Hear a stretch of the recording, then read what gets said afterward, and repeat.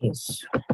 Então, nós temos o venoso, né? O sangramento venoso, que ele vai sempre escorrer, pode ser também em grande quantidade, mas ele nunca vai esguichar. E o sangue é mais vermelho escuro, escuro.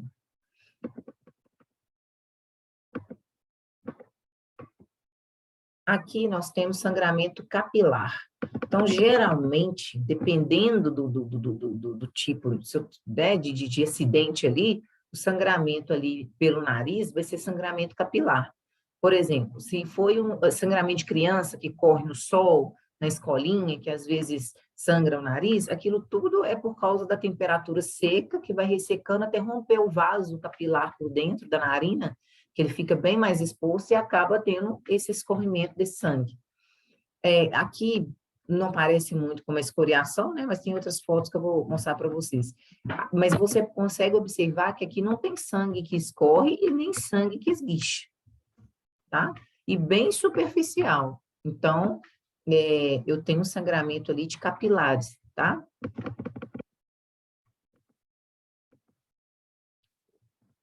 Só ver. Aqui, a capilar interna e a capilar externa, que eu havia comentado com vocês, que eu ia mostrar por aqui. Então, quando eu tenho um hematoma, que vocês, menino estudado, não vão falar mais roxo, quando eu tenho um hematoma dessa proporção ou outra proporção no corpo, isso aqui houve uma pancada, houve um machucado, sim, por dentro, obviamente, não houve ruptura da pele, a pele ali está toda íntegra, ó, não tem lesão, né? Não tem incisão ali, não tem um corte, mas aconteceu todo um ferimento ali por dentro. Então, quando eu tenho a pele, quando a gente bate o martelo no dedão e fica roxo, depois a unha até cai, né?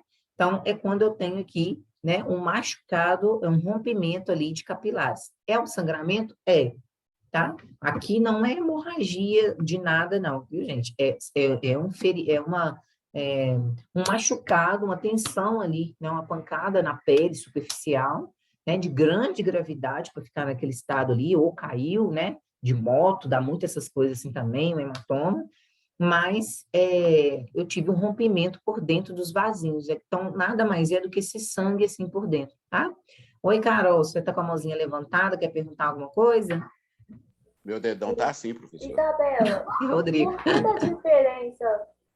que da diferença de cor entre esse hematoma? Um lado tá mais escuro do que o outro.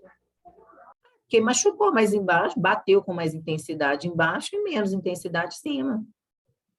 Tá. Então ele tá mais roxo embaixo porque a lesão foi mais forte, né? É. E quando a gente está com algum hematoma no corpo, ele nunca sai, não sei se você já observou em você, ele nunca sai por igual. Uma parte fica meio amarelo, né? Uma parte vai ficando vermelho mais claro, ele vai manchando assim até o corpo absorver esse sangue todo, né? Esse capilar aí todo. Obrigada. Nada. E o capilar externo, né? Esse aqui não está nem dando para ver direito. É o mesmo que eu havia mostrado das escoriações. Mas em ferimentos, a gente tem uma aula que eu vou voltar e mostrar para vocês lá. Escoriação é o ralado, viu, gente? Ralei e fica lá, ó.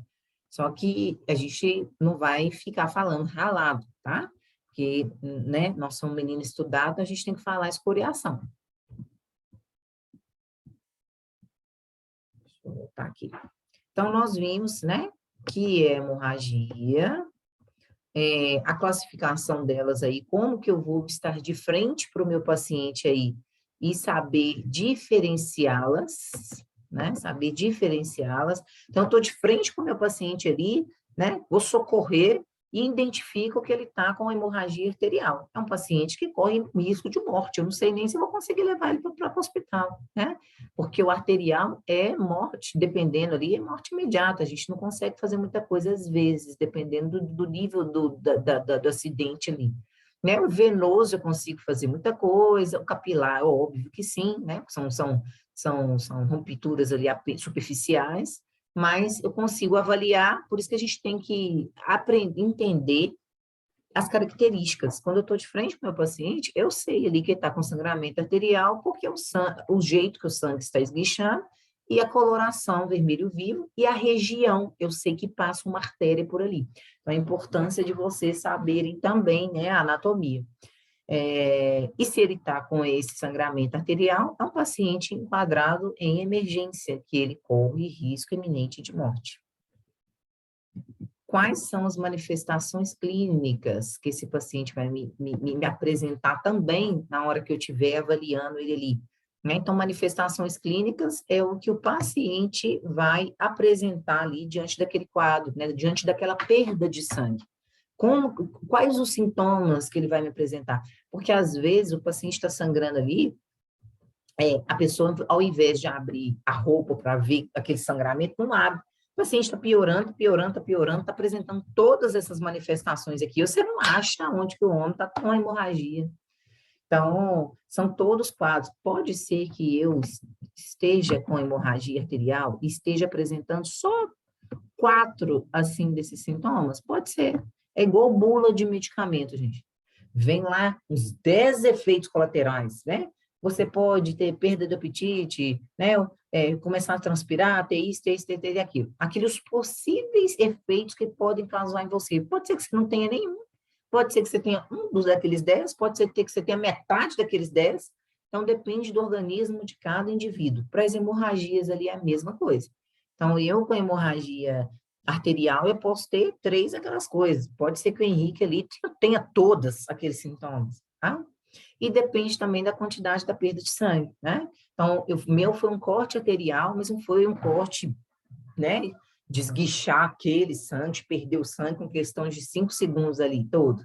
E o outro já foi aquele de esguichar longe ali arterial. Então, depende das proporções. Por isso que a gente sempre tem que avaliar, não existe uma massa de bolo para todo paciente que teve hemorragia arterial, é isso, não existe. Então, todo paciente eu tenho que avaliar ele, né? Avaliar o que está acontecendo com ele, que é diferente do outro. Mas existem parâmetros para a gente poder correlacionar, que são esses aqui que nós estamos aprendendo, tá? Então, o paciente pode ter, pode variar, né, da quantidade de sangue perdido, a velocidade do sangramento, então depende do acidente que ele sofreu, né, do corte, por exemplo. O estado prévio de saúde, idade do acidentado. Então, é um paciente de 70 anos que está com hemorragia arterial. Mas, gente, se um idoso, ele tem que ser internado, porque ele tem 2 episódios de diarreia, ele desidrata por causa de água, pensa no idoso com hemorragia arterial, morre instantaneamente, né? Então, e um jovem, né, um adolescente, por exemplo, vai ter suas complicações também, né? Mesmo sendo adolescente, mas eu já tenho ali uma oportunidade de atuar nele ali maior. Então, todo acidente que eu for socorrer, tudo que eu for ali estar junto com o meu paciente, eu tenho que avaliar, por isso que eu estou falando, cada um é cada um. Eu tenho que olhar vários parâmetros ali do que aconteceu com ele, cada um. A perfusão maior que 2 segundos, o que é perfusão maior que 2 segundos? Que eu ensinei vocês em parada cardíaca, né? Que tinha lá só as pontas dos dedos roxas, que não chegava sangue. Então, perfusão maior que 2 segundos é isso aqui, ó. Eu apertar meu dedo, soltar, e ele demorar a voltar essa cor vermelhinha. Então, se eu apertei, soltei, ele demorou mais que 2 segundos para voltar a cor vermelha, eu posso estar com a perfusão prejudicada. O que é perfusão prejudicada? Eu estou perdendo tanto sangue que não está chegando sangue aqui na ponta das minhas extremidades. Isso é grave? Gravíssimo. Porque uma vez que não chega sangue nos tecidos, até a ponta do meu dedão do pé e das mãos, eu vou ter morte tecidual. Então, os nossos tecidos não é igual a plantinha da casa da gente, que ela fica ruim ali, toda amarela, quebrada. Você começa a cuidar dela hoje, regar, não sei o quê, bota no sol, tira, faz isso. Ela começa a dar, de novo, brotar e reviver. O tecido nosso, não, tá? Então, se voltar a passar sangue depois, não adianta, que eu já tive necrose tecidual. Então, aquelas pontas roxas, as cianóticas, elas vão continuar, porque o tecido morreu. Não houve oxigênio nem vitamina para oxigenar aqui. Então, toda vez que a gente for avaliar o paciente, apertar, fazer perfusão capilar, e na hora que soltar, demorar mais que 2 segundos para voltar a cor, não está chegando sangue aqui suficiente, tá? Então, isso que é perfusão maior que 2 segundos. Então, demorou mais que 2 segundos para voltar. Está errado. Não pode. É até 2 segundos. Pulso fraco e rápido. Então, eu tenho um pulso fraco ou rápido, né? Fraco porque eu estou perdendo sangue demais, está caindo sangue lá para o chão afora. Então, se eu ver o pulso, quase não estou sentindo pulso, porque não tem sangue para o coração bombear. Como é que eu vou sentir pulso? Pele fria é uma das primeiras características que o paciente de hemorragia tem. Pele fria e pegajosa, porque ele começa a transpirar demais e fica frio. Por quê? Quem traz esse calor, esse vermelhidão para a gente, essa coloração, é o sangue. É o sangue que traz. Então, se ele está frio, como é que o defunto chega, gente? Alguém já encostou a mão aí, pelo menos na mão? Gelado, né? Pode estar fazendo 40 graus que for, está gelado. Por quê? Não tem sangue mais correndo. E a pele tende a ficar pegajosa e úmida. E é notório, sabe? É diferente. Você já pega, você já sente. As pupilas dilatadas, né? Então, a gente vai avaliar com a lanterna, onde que as pupilas estão dilatadas. Obviamente, com reação à luz, eu vou colocar a lanterna igual eu estou falando. Queda da pressão arterial, né? Ou seja, a pressão, ao invés de aumentar, vai cair. Por que vai cair? Porque eu estou perdendo sangue. Não tem sangue para pressão. Agora a gente fala pressão arterial. Não tem sangue para fazer pressão arterial. Porque está caindo todo ali no chão. Ansiedade, isso é fato, né, gente? Ansiedade. Quem que não vai ver um sangue esguichado daquela forma? Só de ver no filme eu já fico ansiosa. Faço ideia ali ao vivo e a cores, né? Porque realmente é uma cena muito forte, né? A gente vê aquele sangue arterial todo esguichando. Então, imagina o paciente vendo aquilo nele. Ele fica realmente em estado de choque, né? Inquietude. Uma das primeiras coisas que o paciente queixa também é a sede, desidratação, porque no sangue nós temos água. Então, se eu perco muito sangue, vou ter uma descompensação grande, que a gente chama de hidroeletrolítica dentro do organismo, onde que eu não vou ter ali funcionamento renal, né? Vou ter a língua raspando o céu da boca ali de desidratação. Então, veja bem que através de um sangramento, como que a gente não tem uma descompensação em todo o nosso organismo, né? Tudo que acontece com a gente.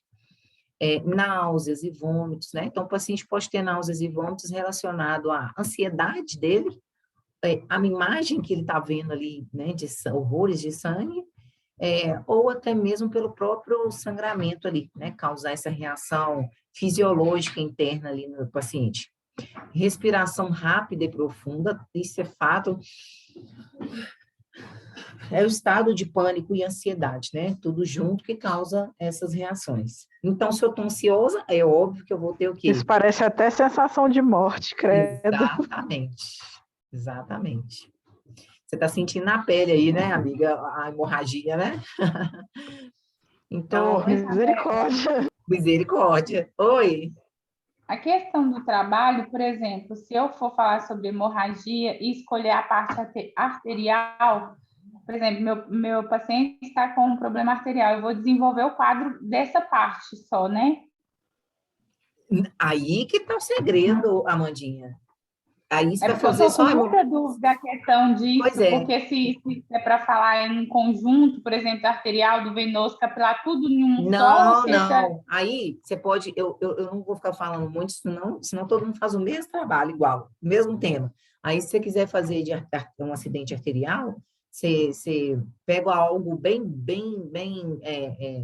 tipo, que vai chegar até a profundidade da artéria. Porque esse povo que pega faquinha que fica cortando veia aqui, gente, não dá nada. Não tem ninguém morre cortando veia aqui, não.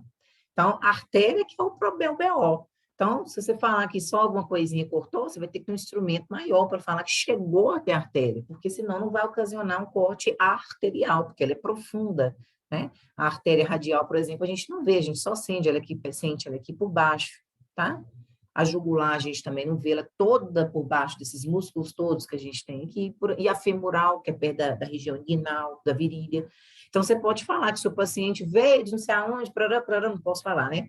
E aconteceu isso, enfiou aqui, e o trem esguichou, e eu já... Mas, na hora de seu primeiro socorro, ele apresentou isso, mas, infelizmente, evoluiu para uma parada cardiorrespiratória, porque se eu perdi muito sangue, tem todos esses sintomas aí, o coração não bate, tipo assim, já está com cianose de extremidade, já está com isso e aquilo, o coração vai parar. Não tem sangue, não tem O2, perdeu tudo lá no chão. Então, isso é a riqueza de detalhe que eu estou falando. Aí o paciente ainda, para completar, ainda evoluir para a parada cardiorrespiratória, iniciamos imediatamente, né, a reanimação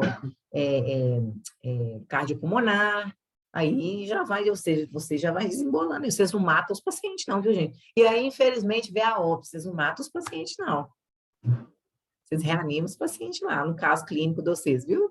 Não termina o trem escrito aí morreu. Mas você entendeu mais um pouco, Amandinha?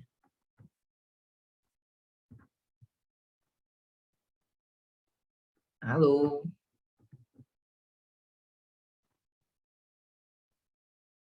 Depois ela volta aí. Então, perda da consciência, né? Por que eu vou ter perda da consciência aqui, ó? E evoluir para parada cardiorrespiratória. Então, eu vou ter perda da consciência, nós já estudamos isso em parada cardíaca, porque não vai chegar sangue lá na cabeça, né? E o paciente vai ficar inconsciente, ele não responde nada, porque ele fica inconsciente por falta de oxigenação cerebral. E se ele Será não que respira... mesmo perdendo a consciência, professora, sente dor do mesmo jeito? Fala de novo.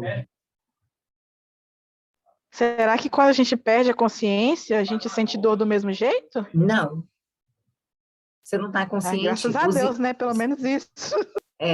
Só você fazer a seguinte correlação para te responder aí. Se uma pessoa pega a sua cabeça assim, para te dar água quando você está aí inconsciente, você vai deglutir, fazer assim, engolir? Não, você está inconsciente.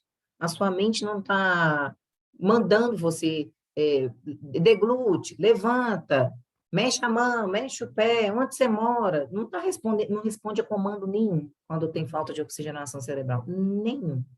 Então, se não tem comando, não chega nada aqui. Não chega nada aqui.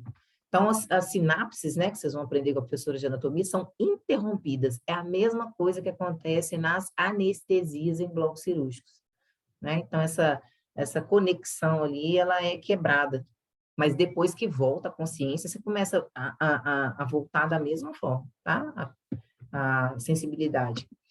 Então, sudorese, né? É transpiração abundante, o paciente pode ter palidez intensa, palidez, eu já falei, né? Por causa da perda do sangue, o sangue traz essa coloração.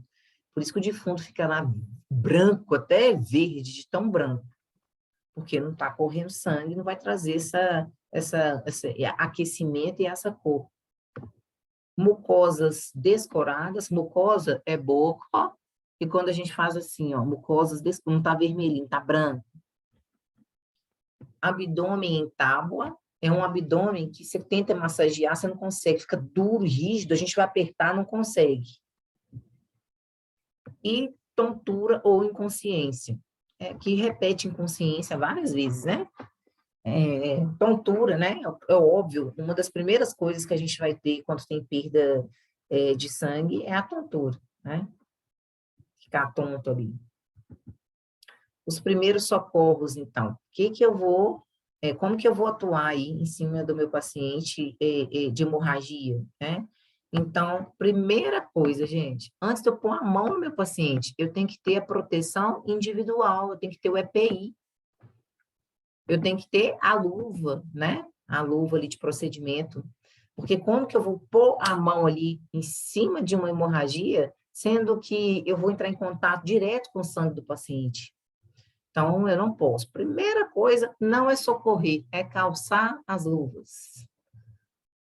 Eu tenho que fazer compressão direta. O que é compressão direta? Estou com um rasgo aqui, inclusive na arterial.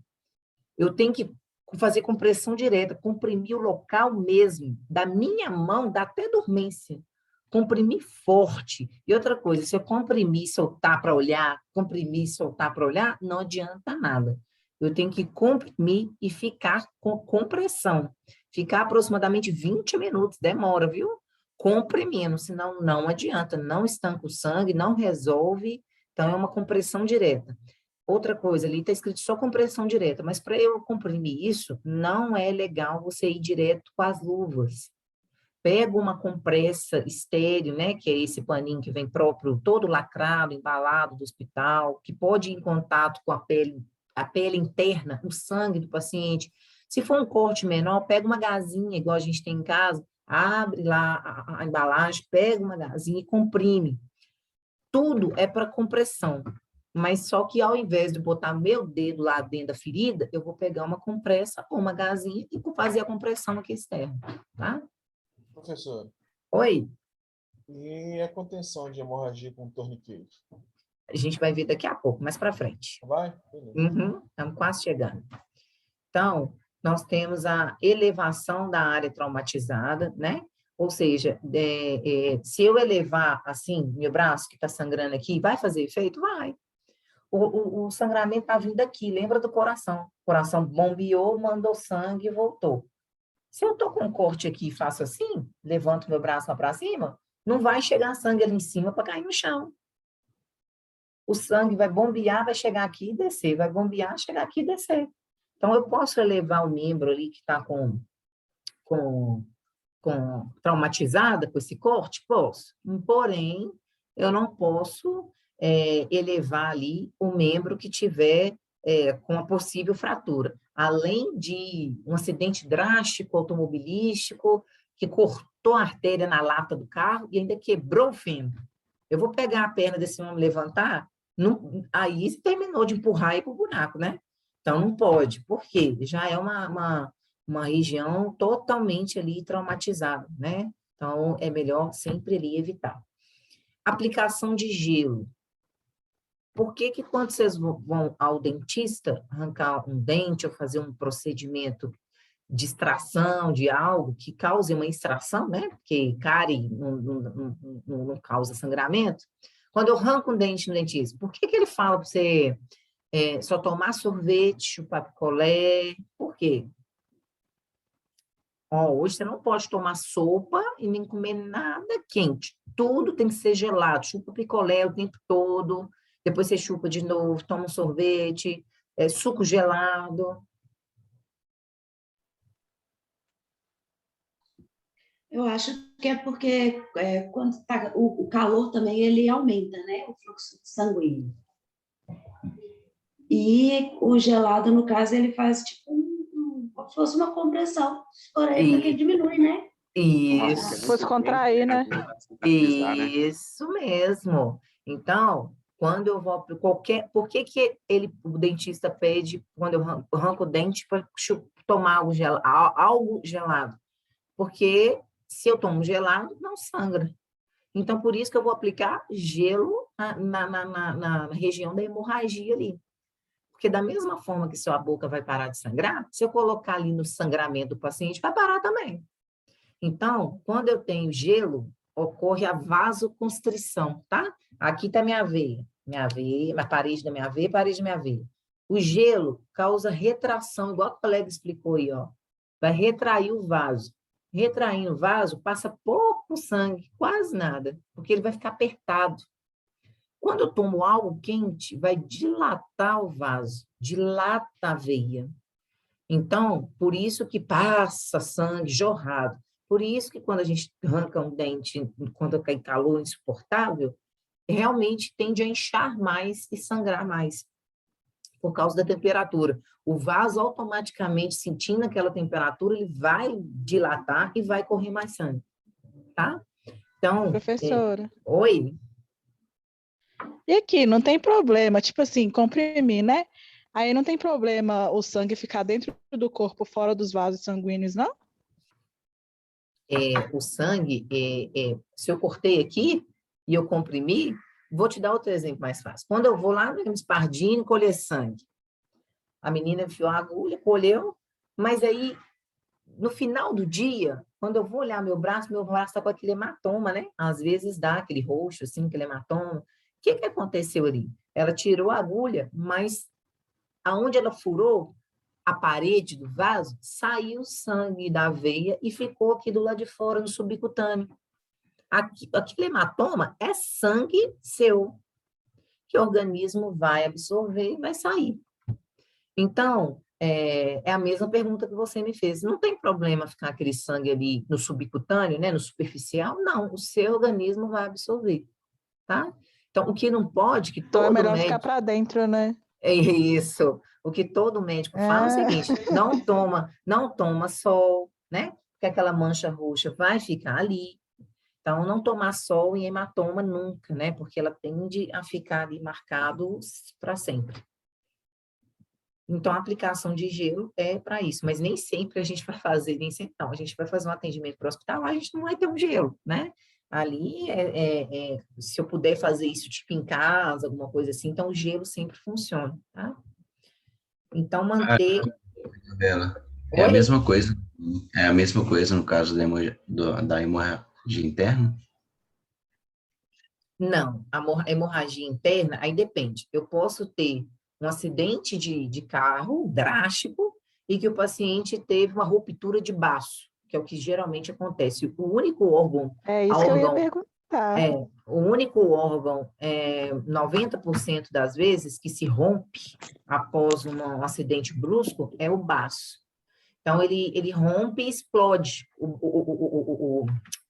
O próprio órgão, ele abre, explode lá dentro e causa aquela hemorragia generalizada. O que eu tenho ali, gente, é abrir a barriga de fora a fora, tirar aquilo tudo lá, fazer aquela lavagem, aquela limpagem ali, aquela limpeza ali e fechar a barriga do paciente de novo. Eu vou viver sem baço? Vou. Qualquer pessoa vive sem baço. É só tomar uma vacina uma vez por ano ali, tá? Então, é uma hemorragia interna? É.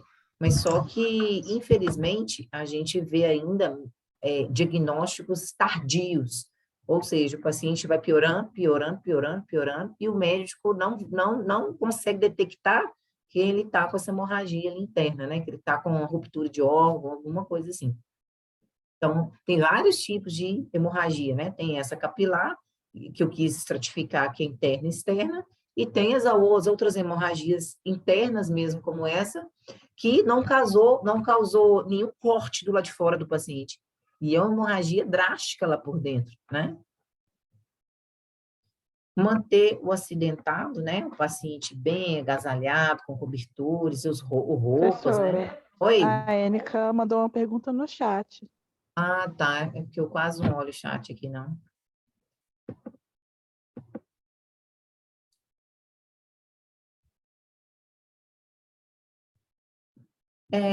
A mudança da cor, eu até expliquei para alguém que me perguntou já, né? Que vem aquela mudança da cor, é porque o organismo seu absorve um canto, depois absorve outro. Isso é porque seu organismo tem que fazer um trabalho forte ali para absorver aquele sangue. E, às vezes, algumas células trabalham mais de um lado e menos de outro. Mas não tem nada que uma pessoa... É fisiológico, né? Nós somos diferentes, a fisiologia. Apesar de todo mundo ter os 5 dedos, 10 dedos, ter isso... Quando a gente vai avaliar a pessoa sozinha, nós somos totalmente diferentes, né? Totalmente diferentes. Eu posso passar por uma coisa e você passar pela mesma coisa que eu. Eu vou entrar em depressão, você não vai ter nada, vai tirar aquilo de letra, né? Então, nós somos diferentes.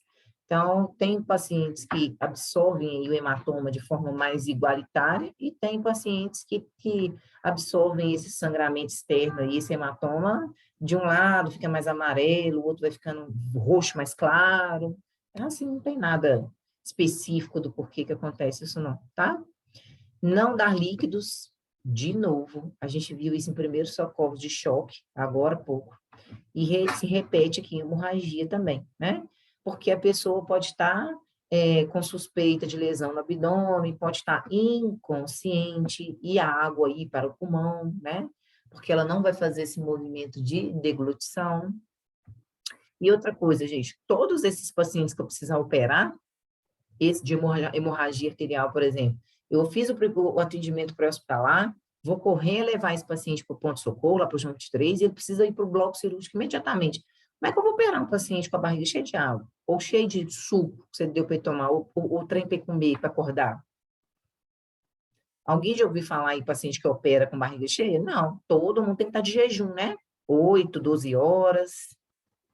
Então, até isso você vai prejudicar o paciente. Então, nunca dê nada ali para o paciente. Em todos os primeiros socorros, igual eu falei, a gente vai sempre ver essas pontuações aí, tá? Manter a vítima deitada, com a cabeça voltada para o lado, se não houver suspeita de trauma na coluna. Então, já falei também, né? Então, sempre que eu conseguir, lateralizo aqui, ó. Porque se sangrar a boca ou o nariz, vai escorrer para o lado. Aqui é a mesma coisa. Mas se ele tiver com suspeita de trauma na coluna, né? Na coluna vertebral como um todo, eu não vou poder fazer isso, ó. Em momento nenhum. Então, eu vou ter que manter meu paciente ereto assim e observar ali se está tendo um sangramento aqui pela boca, pelo nariz ou não. Afrouxar a roupa, né? Próximo pescoço, peito e cintura também para o paciente respirar melhor. Retirar da boca prótese dentária, goma de mascar, qualquer alimento que tiver igual lá de cima. É pelo mesmo motivo. Agora vamos lá. Cadê o Júlio? Tá aí? O torniquete. Tô sim, você tá aqui. Ô, Ênica, você quer falar alguma coisa? Está com a mãozinha levantada? Não vi, não, só vi agora. Quero não, era da pergunta que eu coloquei no bate-papo. Você já colocou lá, você entendeu? Entendi. Tem uma pomadinha que é ótima quando você ficar assim, chama Trombofob. Não precisa não conta que eu te contei, não. Não precisa de receita. Então, quando dá esses hematomas, é só você passar em cima que ela absorve mais rápido. Chama Trombofob. E o torniquete, então, né? Então, o torniquete, todo filme americano tem, né, Ju? Todo. Então, ele atualmente vem de uma legislação recente aí, é proibido, eu só posso fazer agora se houver a presença do médico. Então se o médico estiver presente ou se o médico fizer, tá certo? Tá, porque ele vai avaliar o custo-benefício, vai botar na balança. Se eu fizer o torniquete nesse paciente, eu vou lucrar mais do que perder? Nós vamos entender aqui por que eu vou lucrar mais do que perder, né? Então, nos filmes da televisão aí, 100% tem, gente. Pode lançar um filme hoje, de 2021, super novo, que vai ter presença de torniquete, tá? Então, eles rasgam um pedaço da roupa, amarram o braço, voltam para a guerra, né? Continua como se nada tivesse acontecido. Mas na fisiologia ali dos estudos, não é dessa forma que acontece. Então, o que eu tenho aí a ganhar e o que eu tenho aí a perder, então, e o que é um torniquete, afinal, né? Então, a minha imagem, cadê? Ó, isso é um torniquete. Nada mais que você pegar, eu tô com sangramento aqui, arterial, né? Esguichando sangue longe. Se eu amarro qualquer pedaço de pano, de uma faixa, qualquer coisa, aqui, é o que eu já expliquei aí em outro exemplo. Quando vocês vão colher sangue, o que a menina lá do Hermes Pardini faz com vocês? Ela amarra, pede para você ficar abrindo e fechando a mão, amarra. Por que ela amarra? Porque ela vai prender o sangue daqui para baixo, ele não vai voltar. Ele vai ficar preso. Garrote, né? Isso, lá é o garrote. Mas aí é só porque eu estou fazendo os meninos entender aqui o que é. Então, eu vou prender aqui e não vai descer sangue mais. Eu vou garrotear, eu vou prender e o sangue vai ficar recluso aqui. Então, quando eu tenho hemorragia grave aqui e eu amarro, como é que é o sangramento, o bombeamento mesmo, sangue? O coração bombeou, mandou sangue para o corpo todo. Bombeou, mandou sangue lá para a ponta do meu dedão e voltou. Se eu amarro aqui, meu coração continua bombeando, mas não vai mandar sangue mais. O meu ferimento está aqui. Se eu amarro aqui, vai descer sangue? Não vai, está amarrado.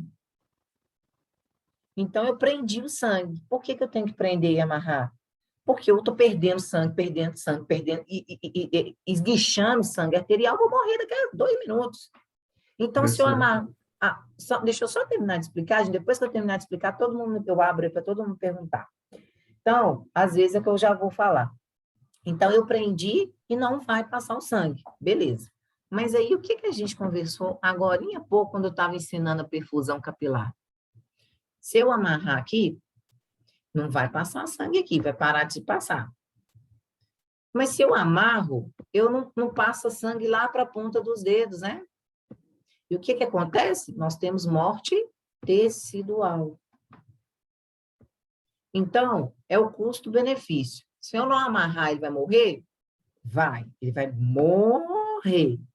Se eu amarrar, ele corre o risco de perder o braço, nós vamos ter que amputar o braço, porque teve morte tecidual, porque não teve oxigenação, ele morreu o tecido do braço dele.